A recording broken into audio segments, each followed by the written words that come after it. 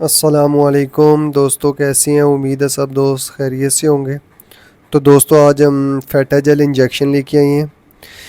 جن لوگوں کے پاس شیپس گوٹس ہیں جو ہیٹ میں نہیں آتی، تو ان اینیمل کو یعنی کہ یہ لگانے کا طریقہ بتائیں گے اس ویڈیو میں، اور یہ اس کی پرائس بھی بتائیں گے اور اس کے فائدے اور نقصانات بھی بتائیں گے۔ دوستو یہ 2 ml کی وائل ہوتی ہے اس میں، تو وہ بھی ہم آپ کو دکھاتے ہیں، اور اس کو یوز کرنے کا بہت ہی سمپل طریقہ ہے۔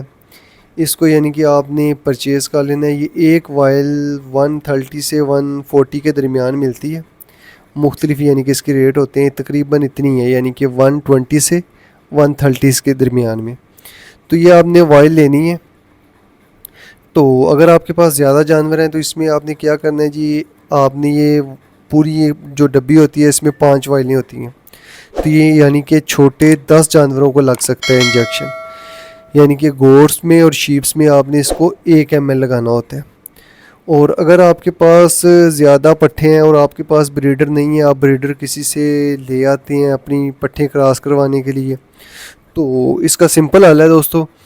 تو آپ نے اپنی یعنی کہ جانوروں کو لگانا ہے 1 ml، تو سب کو یعنی کہ 1 ml لگانا ہے جس کا آپ کو پتہ ہو کہ اوپن ہے، اور وہ اینیمل 2 دن کے اندر اندر یعنی کہ ہیٹ میں آ جائے گا۔ تو آپ نے اس کو انسیمینیٹ کروا دینا ہے، یعنی کہ کراس کروا دینا ہے بکرے سے۔ صحیح ہو گیا۔ اور دوستو اس کی پرائس ہے وہ میں بتا چکا ہوں آپ کو، 120 ہے۔ اور باقی دوستو اس کو ٹھنڈا یعنی کہ رکھ کے یوز کرتے ہیں۔ اگر سردی ہے تو آپ کو اس کو سمپل یوز کر سکتے ہیں، اگر زیادہ گرمی ہے تو اس کو فریج میں رکھ لیتے ہیں اور بعد میں لگا دیتے ہیں۔ اور دوستو دوسرا اس کا یہ ہوتا ہے کہ اگر آپ کا جانور جب بھی ہیٹ میں آتا ہے تو یعنی کہ اس کو آپ نے اس کو کراس کروا دینا ہے۔ اور باقی دوستو اس کی یعنی کہ نقصانات اور فائدے بھی ہیں۔ نقصانات میں دوستو فائدے میں یہ ہے کہ آپ ایک ہی دم اپنے سارے اینیمل ہیٹ میں لا کے انسیمینیٹ کروا سکتے ہو۔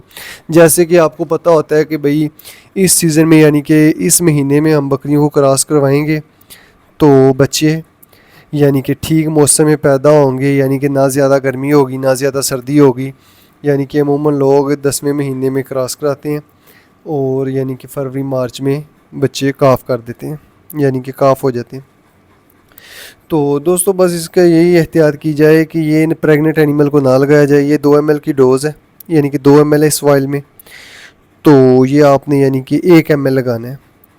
تو یہ میں ابھی آپ کو فل کر کے بھی دکھا دیتا ہوں، اس کو بڑے سمپل ہے طریقہ لگانے کا۔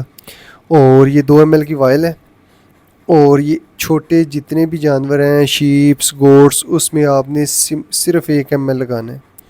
اس کی 1 ml ہی ڈوز ہے، 1 ml میں ہی وہ 48 گھنٹے کے اندر اندر اینیمل ہیٹ میں آ جائے گا۔ اور دوسرا دوستو اس کا نقصان یہ ہوتا ہے کہ آپ نے پریگننٹ اینیمل کو نہیں یہ لگانا ہوتا۔ پریگننٹ اینیمل کو لگوا دیں تو وہ ابورشن کر دیتا ہے، یعنی کہ گبن اینیمل کو لگائیں گے تو وہ بچے گرا دے گا۔ تو اس کی احتیاط یہ کرنی ہے، سب سے ضروری احتیاط یہی ہے۔ پہلے میک شور کریں کہ آپ کا اینیمل اوپن ہے، پھر اس کو یہ لگائیں۔ اور باقی دوستو اس میں یعنی کہ زیادہ فائدے میں نے بتا چکا ہوں آپ کو، اور ابھی میں آپ کو فل کر کے بتا دیتا ہوں کہ اس کی فلنگ کیسے کرنی ہے۔ بڑی سمپل ہے۔ یہ ڈسپوزیبل آپ سرنج لے لیں 10 ml کی یا 5 ml کی، اور ساتھ یعنی کہ 1 انچ کی آپ نے لینی ہوتی ہے نیڈل۔ یہ میرے پاس 1.5 انچ کی ہے، یعنی کہ یہ بڑے جانوروں کی ہے۔ تو آپ نے 1 انچ کی لینی ہے، اور وہ یعنی کہ آپ نے یوز کرنی ہے، وہ چھوٹی ہوتی ہے۔ اور اگر وہ نہیں ملتی تو آپ ڈسپوزیبل ہی سرنج یعنی کہ نیڈل یوز کر سکتے ہو، جو اس کے آگے لگی ہوتی ہے، وہ بریک بھی ہوتی ہے، یعنی کہ ٹھیک ہے۔ اور یہ آپ نے زیادہ تر گردن میں ہی لگانا ہوتا ہے اس کے، یعنی کہ گردن میں ہی انجیکشن لگاتے ہیں موسٹلی، اور ہارمون بھی آپ نے گردن میں ہی لگانا ہے۔ اور باقی دوستو جی جیسے لگائیں گے آپ انشاءاللہ اس کے بڑے اچھے رزلٹ ملیں گے آپ کو۔ 2 ہارمون ریکمینڈ کرتا ہوں میں، یہ جو سستے ہیں، کنسپٹال سائکلومیٹ اور فیٹا جیل، یہ PG ہیں۔ اور یہ سرنج ہے دوستو، یعنی کسی نیڈل کے ساتھ آپ لگا سکتے ہیں۔ اگر آپ 5 ml کی لیں گے اس میں تھوڑی سی نیڈل چھوٹی آ جائے گی، 10 ml میں تھوڑی سی بڑی ہوتی ہے، تو آپ عموماً 5 ml ہی یوز کریں، وہ سب سے بیسٹ ہے۔ اور دوستو یہ فلنگ کا طریقہ ہے، یعنی کہ سمپل ہے، جیسے آپ دوسرے انجیکشن لگاتے ہیں ویسے یہ ہے۔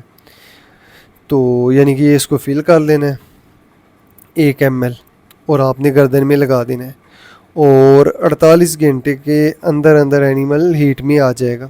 اگر نہیں آتا تو اس کو آپ نے ریپیٹ کرنا ہے اس ڈوز کو، یعنی کہ آپ نے اس کو دوبارہ 5 سے 7 دن بعد دوبارہ لگائیں گے 1 ml، تو اینیمل ہیٹ میں آ جائے گا۔ عموماً تو اینیمل پہلے شاٹ سے ہیٹ میں آ جاتا ہے، اگر پہلے شاٹ سے نہیں آتا تو پھر آپ نے اس کو دوبارہ ریپیٹ کرنا ہے۔ تو بس دوستو یہی اس کا خیال رکھنا ہے کہ پریگننٹ اینیمل کو نہ لگایا جائے، جس اینیمل کا آپ کو پتہ ہو کہ وہ اوپن ہے اس کو لگائیں۔ تو تھینک یو دوستو، آج کی ویڈیو ہماری ادھر تک کی تھی۔ تو اگر آپ ہمارے چینل پہ نئے ہیں تو ہمارے چینل کو سبسکرائب کر دیں اور بیل آئیکن کو دبا دیں۔ شکریہ، السلام علیکم ورحمۃ اللہ۔